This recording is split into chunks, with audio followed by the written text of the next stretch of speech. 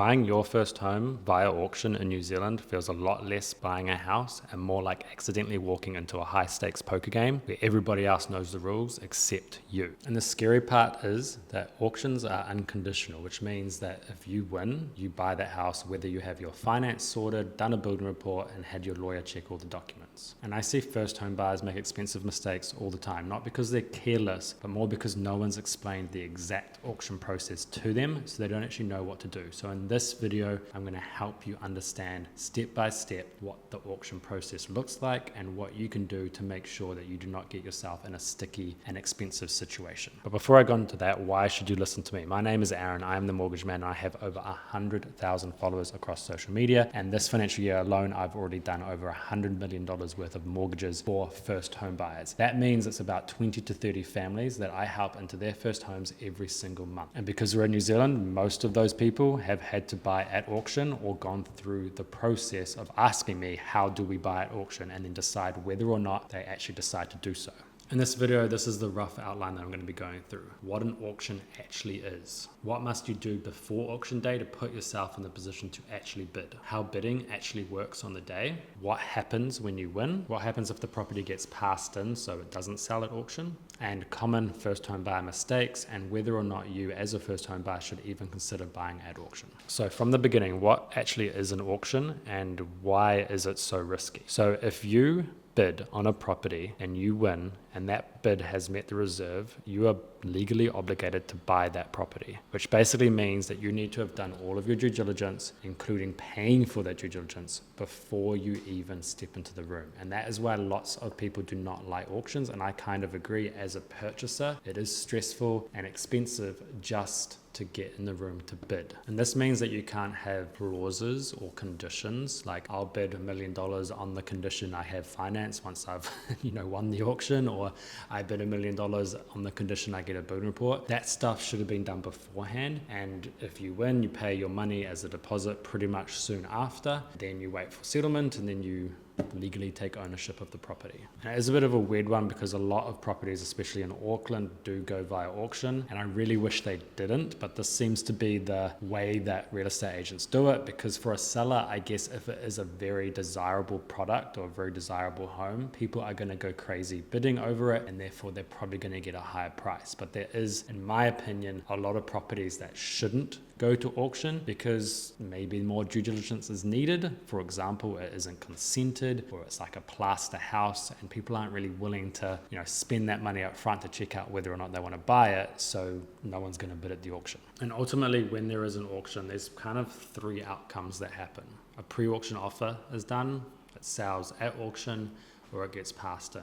So a pre-auction offer technically needs to be unconditional, because then the seller is going to accept it, bring the auction forward, usually to be like a couple of days after the offer was accepted. And that pre-auction offer is the first bid with no reserve. So it doesn't mean you necessarily bought the house, because other people could still bid. It just means that you've kind of eliminated some of the competition or hurried them along through their due diligence so that you put yourself in a better position. The problem with making a pre-auction offer too early is you show your cards to the person selling the house, and if they haven't had enough feedback from potential buyers and the real estate agent, they don't actually know what is a good offer versus a bad offer when you make it. So you might want to consider the point of view from the seller before you rush to make a pre-auction offer. And the flip side, because I know real estate agents tell people to make pre-auction offers with conditions, is like, think of it from the seller's point of view. Why would they cancel an auction for a conditional offer? So why would they say, yes, we'll accept your offer of $1 million conditional on finance, building report, and lawyer review, and cancel the auction and take that risk that maybe your finance doesn't come through, building report is crap, or the lawyer isn't happy with the title? Like, that doesn't make sense. So if a real estate agent says to you, make a pre-auction offer with conditions, in my opinion, I think that is just them trying to show the seller that there's some interest in the property at what price point, but it doesn't actually help you as a purchaser as much as you think, because 99 times out of 100, I would say they're never going to be accepted. So if the auction goes ahead as planned, like it usually does, here's the things that you need to tick off before you bid to make sure you're not wasting money or buying a house you can't afford. So you need to do a building report, which will make sure the house is strong enough and structurally sound. Obviously, every house is going to have some small imperfections. We're talking about the expensive stuff. So you pay a builder to get you a report. And that is more for your peace of mind, not really for the bank's point of view, unless they think it's going to have weather tightness issues. The other thing you need to do is make sure your lawyer's gone through all the documents related to that property. So that would be the auction agreement, the lim, the title, and maybe some of the council property files, depending what's available.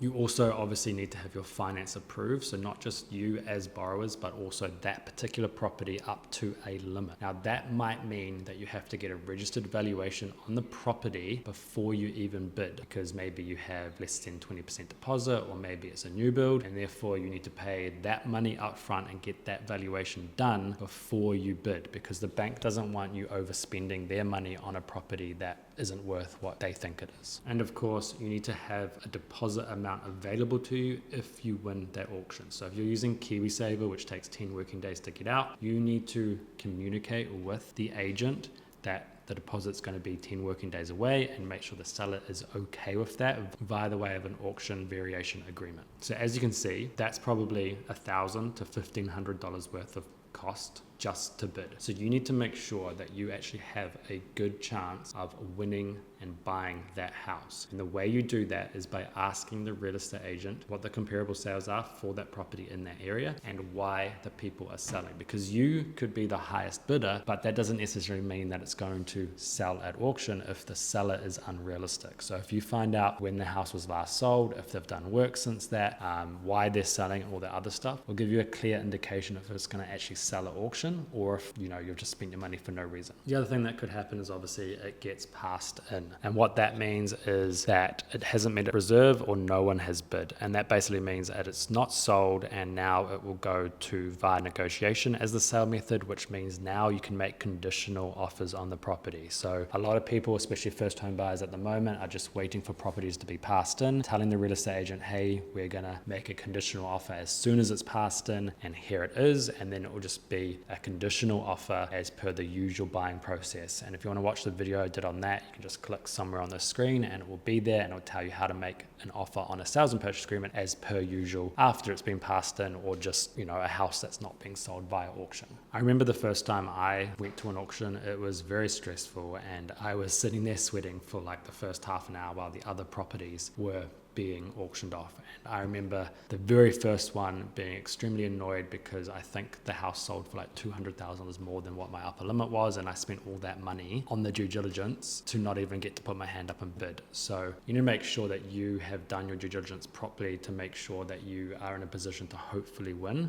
And if you do win, here's what happens. Because I've been in that position as well, where I actually put my hand up and won, and then you get the hammer and it sounds all good, and then you have maybe regret straight away, like, oh my God, how much money did I just spend? Usually when that happens, they take you to the side and they will say, cool, congratulations, sign here, can you pay the deposit? And then you will get ready for settlement with your mortgage advisor and obviously your lawyer. But sometimes you are the highest bidder and it has not met reserve yet. And usually what happens is they then take you to the side and negotiate with you and the seller in separate rooms to try and get your bid higher and their expectations lower until it does actually sell. So sometimes you'll be bidding and it will meet the reserve and you will buy it, which is probably what you imagine. A lot of the times though, your bid may not hit the reserve, and then you'll go to the side and negotiate separately until it has met the reserve, and then they'll go back and revisit the auction and say it's now at this, bang the hammer, and then now you'll be obviously the person buying the house. So what are some common first home buyer mistakes when it comes to auctions? I think the biggest one is not understanding the process and the cost involved, because when they go and see a house going to auction, the real estate agent is the person that tells them how the auction process works, and they kind of don't really go into how much the due diligence actually costs to get themselves in a position to bid. And then you realize that it could cost you $1,500 just to put your hand up, and that really polarizes whether or not you like that house enough to take that risk. Other big common common mistake, which I touched on before, is that they think they can make conditional pre-auction offers. And again, this is probably because real estate agents have said that they can do one, which technically they can, but I don't see much point in doing one because the conditions are going to be like finance, builder's report, and that kind of thing. So it's not really going to be worth the seller cancelling the auction for a risky offer like that. The only time I would say that there's a good condition you can make on an offer is, hey, I'll offer you X, no conditions apart from you cancelling the auction. Because usually when you make a pre-auction offer, it brings the auction forward and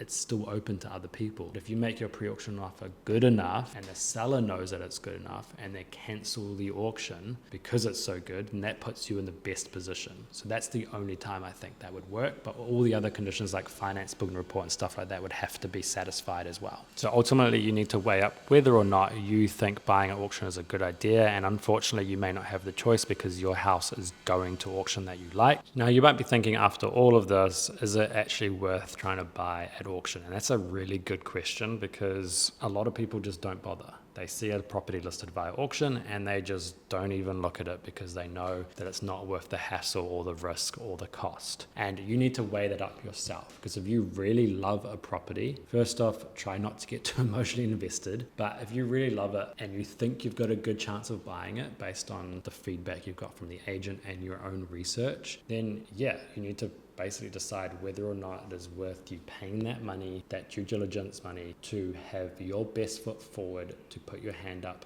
in that auction room and try and win it. Because if you're just one of few that's taken the time and paid the money to get in that room and to get in a position to bid, then you might buy that house for cheaper than you think, compared to if there's 3 to 4 people trying to make conditional offers that are going against each other. So you need to weigh up, is it worth the $1,500 worth of due diligence to put my hand up and potentially bid? Or is it okay if we potentially miss out because somebody else has done that and then we'll make a conditional offer afterwards and then we pay for all that due diligence if our offer is accepted? Because remember, your offer, even after the auction, may not be accepted, especially if you've got lots of conditions. And I would remind you to watch that other video I was talking about where, how to make an offer and how to make it stronger. So you're not silly for feeling nervous. I feel nervous going into an auction room, even if I'm not bidding. Auctions reward preparation, not just experience. And you would obviously just want to make sure that before you even start thinking of going to an auction, that you've talked to a mortgage advisor to know exactly where you stand in terms of what you can buy for. And obviously getting a pre-approval kind of submitted so that you've got your bank on your side and it's not going to take you